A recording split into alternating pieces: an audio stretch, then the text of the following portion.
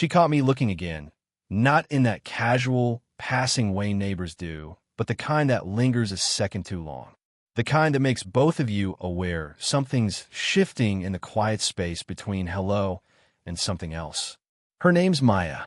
She moved into the duplex next to mine 3 months ago, and in that time, I've learned her rhythms without trying.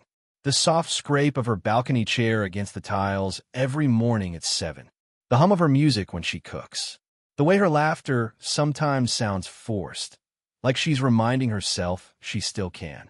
The day it started, it was raining. Not the hard kind, just that slow, steady drizzle that smells like metal and green leaves. I was fixing my camera under the awning when she stepped out, holding a mug with both hands like it was the only warm thing left in her life. "You take pictures even in this?" she asked, voice low and amused. "Especially in this," I said without looking up. Her laugh came softly, but her eyes stayed on me longer than they should have. She didn't ask why I was there, why I hadn't moved in out of the rain. She just stood there, the hem of her sweater damp, hair curling at her shoulders, and for a second, I forgot what I was doing. After that, she started talking to me more. Short exchanges at first, about her garden, her late-night walks, her cat who never came home. She had this habit of glancing down after saying something personal, like she regretted being honest. One evening, she stopped by my porch with a bottle of wine. "Too much for one person," she said.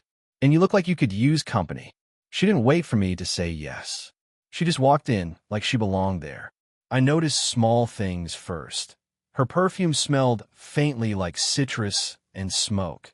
Her voice dipped lower when she was tired. Her fingers traced the rim of her glass instead of holding it. "You live alone?" she asked. "Yeah. It's quieter than I expected here," she murmured, eyes drifting toward the rain-dark window. "Sometimes too quiet." She smiled after saying it, but it wasn't a happy smile. More like she was testing how it looked, how it felt to still appear fine. We sat there for hours, her talking, me mostly listening. She spoke about her divorce in a detached, careful way.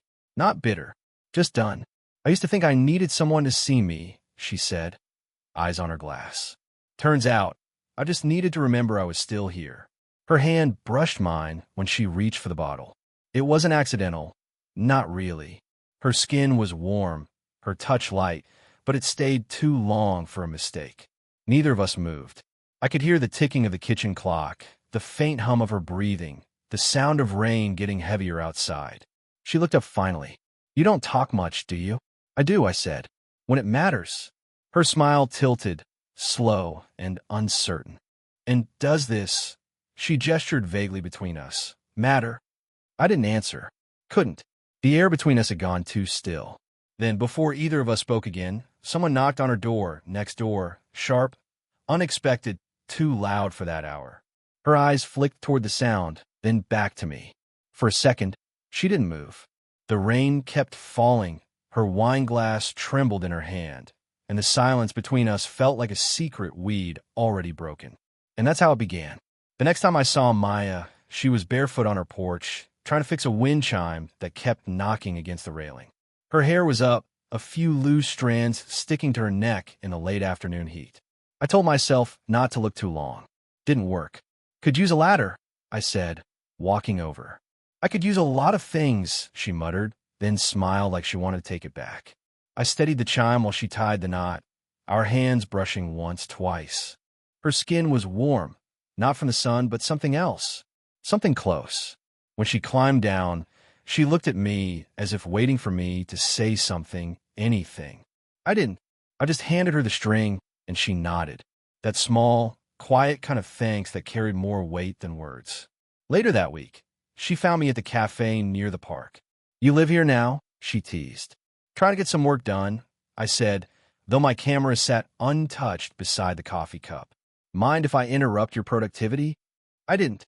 She sat across from me, legs crossed, sunglasses perched in her hair. We talked about everything except what mattered. She told me she used to paint before she stopped seeing the point, that she'd been married for 19 years, too long to blame him for leaving, too short to forget. I told her about a girl I'd almost moved in with, the one who said I was too quiet for her. "Quiet men are dangerous," Maya said, stirring her coffee. They notice everything. Maybe, I said, but we usually keep it to ourselves. She leaned forward, resting her chin on her hand. Do you? Her voice softened around the edges, curious, not mocking. Sometimes, I said. Then what are you not saying now? That her collarbone caught the light just right. That her laugh had started to sound like something I needed to hear again. That she made me forget how wide the years between us were. I said none of it. When we left, it was early evening. The sun was low, brushing the tops of the buildings in that gold tone that makes everything look softer than it should. She walked beside me, not touching, but close enough that the space between us felt deliberate. At her door, she turned. You know what people would think, right? Probably. She gave a half smile. That's the problem. Then she reached up to brush something off my shirt. Imaginary lint, probably, and her fingers stayed there just long enough to feel like a choice. Her eyes met mine, steady, unreadable. For a moment, the world narrowed. The street noise, the hum of her porch light, even my own heartbeat went quiet. She stepped back first, unlocking her door. Good night, Lily. Her voice had changed, softer, uncertain. And as the door clicked shut, I realized I was smiling for the first time in weeks, even though I shouldn't have been. A week passed before we saw each other again. Long enough for it to feel intentional. Long enough to wonder if maybe she'd decided to draw the line I hadn't had the courage to mention. Then one night she knocked. No wine this time. Just her, tired, hair damp from a shower, a loose sweater slipping off one shoulder. I shouldn't bother you this late, she said, voice low. My power went out. Can I just sit here a while? I nodded. Didn't trust my voice to stay steady. She stepped inside, the scent of rain clinging to her skin. The storm outside rattled the windows, lightning throwing her shadow against the wall. She rubbed her arms like she was cold, even though the air was heavy and warm. You always keep the lights this dim? She asked. I like quiet light, I said. She smiled faintly. You'd hate my house then. Every bulb too bright. She sat on the couch, knees tucked under her, glancing around like she was searching for something to talk about, or maybe to avoid it. You ever think people get lonely on purpose? She asked. I looked at her. You mean like they choose it? Yeah. She shrugged. It's easier than being disappointed again. The words hung there, like she hadn't meant to say them aloud. I don't think that's you, I said. She turned her head sharply. No. You still show up. Her eyes softened, then narrowed again like she didn't want me to see that. Before either of us could say more, her phone buzzed on the table. The screen lit up with a name she didn't expect. I saw it before she could turn it over, Merc. She froze. He's not supposed to. She stopped herself, exhaled. My ex. He still thinks I don't know. Need checking in. You can take it, I said. No. She placed the phone face down, voice steady but thin. I'd rather be here. That word, here, hit harder than it should have. The thunder cracked again. The lights flickered. I could see the pulse in her throat, fast, uneven. I should go before it gets worse, she said, standing. You can wait it out. Her eyes met mine, a long, uncertain look that neither of us could back away from. She took a step closer, close enough for me to see the reflection of the lightning in her eyes, close enough to feel the warmth of her breath. Her hand hovered near my chest, trembling slightly. I swallowed hard. Yeah. But she didn't finish the sentence, and I didn't move. Then, the sound of the front gate slamming. A neighbor calling out through the storm, faint but near. We both froze. Her hand dropped, and she stepped back, breath unsteady. When the noise faded, she looked at me again, eyes wide, searching. Next time, she whispered, almost to herself. She reached for the doorknob, fingers shaking, then stopped just long enough to glance over her shoulder. A look that said everything she wouldn't. Then she was gone, leaving the air thick with the words we both refused to say. It was almost midnight when she showed up again. No storm this time, just a heavy quiet that makes every sound feel too loud. She didn't knock, just opened the door halfway and waited for me to notice. I couldn't sleep, she said. Her voice was steady, but her hands weren't. She was holding her phone like she'd been staring at it too long. I stepped aside. Come. She did, slowly, like crossing a line she couldn't uncross. Her hair was down, still a little damp. She smelled faintly of rain again, though it hadn't fallen. Maybe she'd gone walking. Maybe she'd been circling this decision for hours. "You're shaking," I said. "I'm fine," she lied. Then, softer, he called again. "Said he wants to talk. Closure or something." "Do you?" She gave a small laugh. "I wouldn't be here if I did." That landed heavier than it should have. We stood there for a moment, both waiting for the other to move, to say the thing we shouldn't say. Then she sat down on the couch. "Eli," she started, voice small, whatever this is, it's not smart." I didn't disagree, but I sat beside her anyway. "Everyone would talk," she went on, eyes on her hands. "You're 27. I'm stop counting," I said. She looked up, startled. "You don't get it. You'll wake up one day and realize this was just, don't," I said sharper than I meant. Her breath caught. For a second, neither of us moved. Then she laughed quietly, almost to herself. "You shouldn't look at me like that." "Like what?" "Like you mean it." I reached out before I could think better of it, tucked a loose strand of hair behind her ear. My fingers brushed her skin, and she went still. "Maya," I said, barely above a whisper. Her name felt too intimate in my mouth. She blinked, slow, like she was deciding whether to stop me or not. "You don't know what you're doing," she whispered. "Edo." Her breath hitched. She turned toward me fully now, knees brushing mine. I could feel the warmth coming off her, the faint tremor in her chest when she exhaled. "This can't happen," she said, but her voice cracked halfway through. "Then tell me to stop," I said. She didn't. The silence stretched, filling every inch between us. My hand found her shoulder, then the curve of her neck. She didn't pull away, just leaned forward a fraction, eyes searching mine like she was trying to find a reason not to. The air felt charged, alive.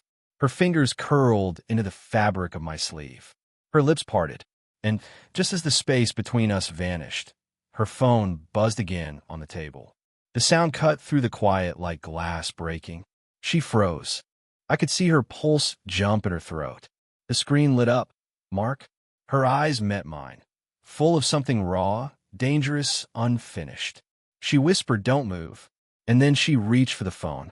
The call ended quickly, too quickly. Maya's voice dropped to a whisper I couldn't quite hear, then silence.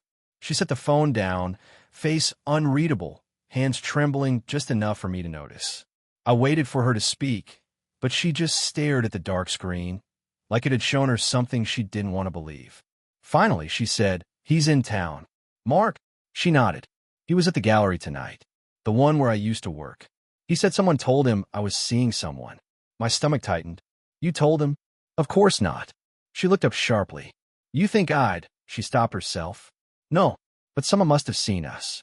The cafe, maybe. The porch." The room felt smaller all at once. "I didn't think anyone noticed," I said quietly.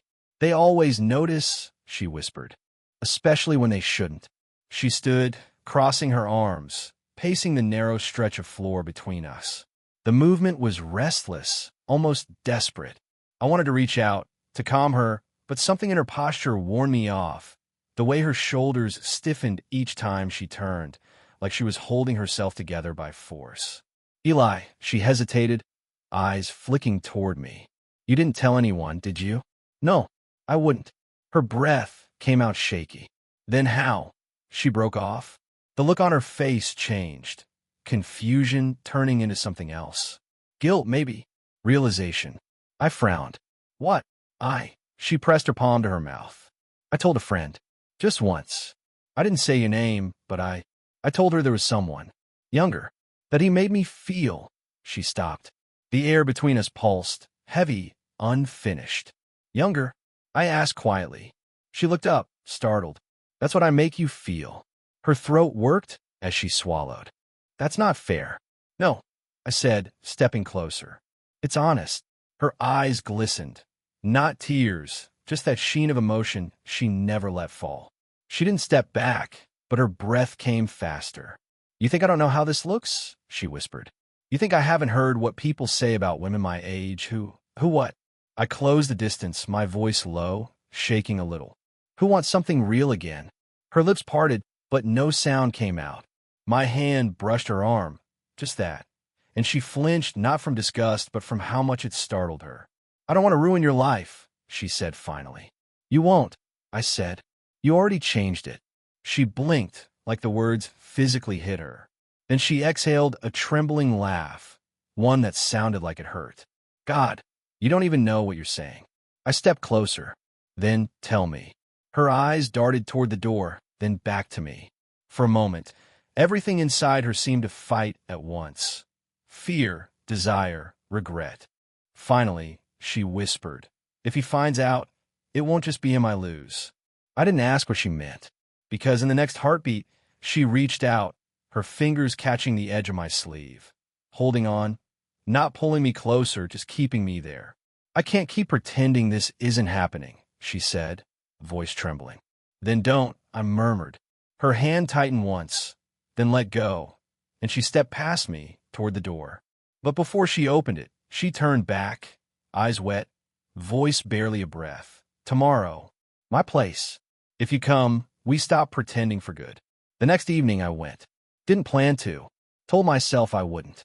Even stood at my window, watching the light in her house flicker on, telling myself to stay put. But when the clock hit 9, my body moved before my mind could stop it. Her door was half open, music low, something slow and unfamiliar. She was in the kitchen, back turned, sleeves rolled up. The sight of her, barefoot, humming under her breath, felt like walking into a dream I wasn't supposed to see. "You came," she said, not turning around. I said I would. "You didn't," she murmured. "You just did." The way she said it, quiet, tired, sure, made my chest tighten. I took a step closer. The smell of coffee and paint filled the room. Canvases leaned against the wall, half finished, color bleeding into color. She looked at me then, really looked, eyes steady, no smile. "You know what this means, right?" "You don't." "No, you don't," she said, moving toward me. "You'll wake up tomorrow, and this will feel heavier than it does now. And I'll have to live with it." I shook my head. "You think too far ahead, and you don't think far enough." We stood there, neither moving. The space between us was small, but it hummed, electric, impossible to ignore. "Maya," I said, her name breaking softly in my throat. She reached up, touched my collar, straightened it like an excuse. Her hand stayed there a second too long. "This isn't fair to you," she whispered. "Then be unfair." Her breath caught. "You don't know what you're asking." "Yes, I do." For a long moment, all I could hear was the sound of her breathing, unsteady, deep. I could feel the warmth of it against my neck. She leaned in, just enough for her forehead to brush mine. Not a kiss. Something slower, heavier. "I was so sure I was done feeling this," she whispered. I closed my eyes, then let it happen. Her fingers found my wrist, tracing the pulse there like she was memorizing it. Her voice shook when she said, "If I cross this line, there's no going back." There already isn't. She laughed once, short, broken, and then, finally, she stopped fighting. Her head rested against my chest, her breath uneven, her whole body trembling with everything she'd been holding back. I didn't move, didn't speak, just stood there, hands hovering near her back, afraid one touch might make it real or end it. When she finally looked up, her eyes were different. Not scared, just honest. "You make me remember," she said. "Remember what?" "What it feels like to be wanted without being owned." Her hand slipped from my wrist, and she stepped back, wiping at her cheek like nothing had happened. Then softly, "Stay, just for tonight." The words hung there, the air too still to breathe in. And when I nodded, she smiled. Not a promise, not a victory, just understanding. We both knew what choice had been made. The morning light came in soft, pale gold through her curtains. It painted the edges of the room in quiet warmth, touching the mess of coffee cups, the open sketchbook, the jacket I'd left draped over the chair. Maya was still half asleep beside me on the couch, her head resting against my shoulder, her hair a tangle that smelled faintly of paint and sleep. The music from last night had stopped hours ago, but the silence that replaced it wasn't awkward. It was full. She stirred when I shifted. "You're still here," she murmured. "You told me to stay." Her lips curved just a little. "Didn't think you'd listen." I looked at her, trying to read what she wasn't saying. The uncertainty, The fear that maybe the night had meant more to one of us than the other. But it wasn't that. Not this time. I'm not running from it, I said quietly. From you. Her eyes opened fully now, soft but sharp. You think this will be easy? No, I said. But I think it'll be worth it. She gave a quiet laugh, the kind that comes out more like a sigh. You really are too young to be this certain. Maybe, I said. Or maybe you're just too used to people giving up. That stopped her. Her gaze lingered on me for a long time, searching, weighing. Then she reached out, tentative at first, and took my hand. Her fingers were cold. I closed mine around hers until I felt her relax. Everyone's going to have an opinion, she said. They already do. And it doesn't bother you? It does, I admitted. But not enough to walk away.